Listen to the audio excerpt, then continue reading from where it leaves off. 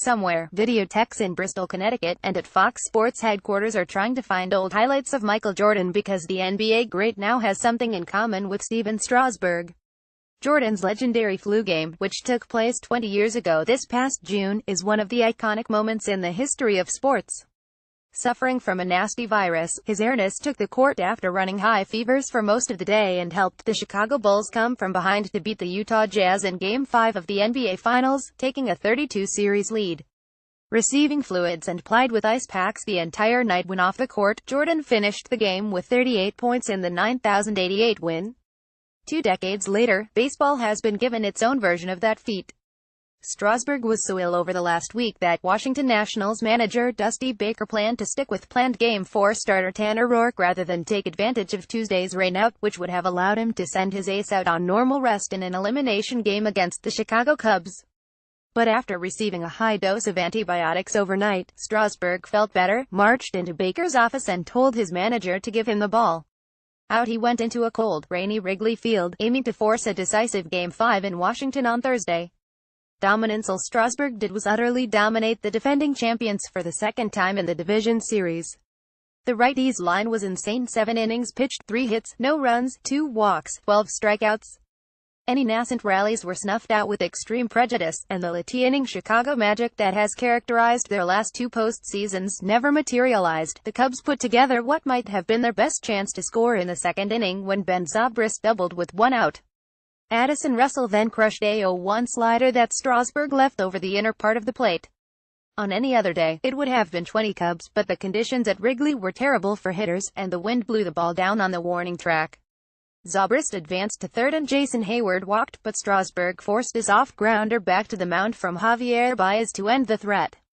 It might have looked like he was teetering, but the 6'4" flamethrower immediately made a statement in the third, striking out the side on 12 pitches. He allowed only 3 other base runners the rest of his outing. One of them, a leadoff single by Hayward in the 5th, was immediately erased when Baez grounded into a double play on Strasburg's first pitch. Strasburg needed every single out he recorded because his offense wasn't giving him any support. Cubs starter Jake Arrieta didn't have his best stuff, but the Nats failed to capitalize on this.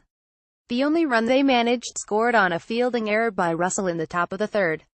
In the 4th, they loaded the bases on an Anthony Rendon double and a pair of walks, but Jason Worth struck out to end the threat. That was the last chance they had at the scuffling Arrieta.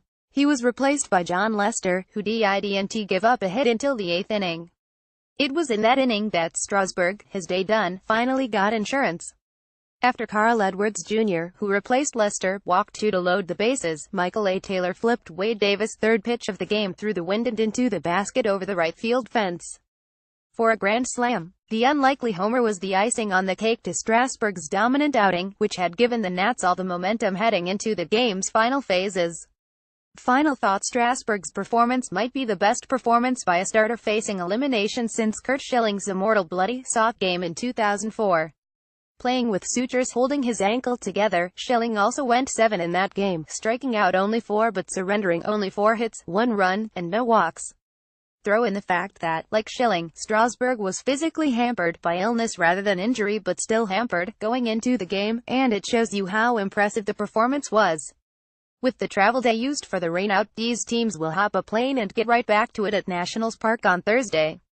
The Cubs will turn to Game 1 starter Kyle Hendricks while Baker will send Max Scherzer to the mound on short rest. The winner will head to Los Angeles to take on a well-rested Dodgers team in the NLCS starting on Saturday night.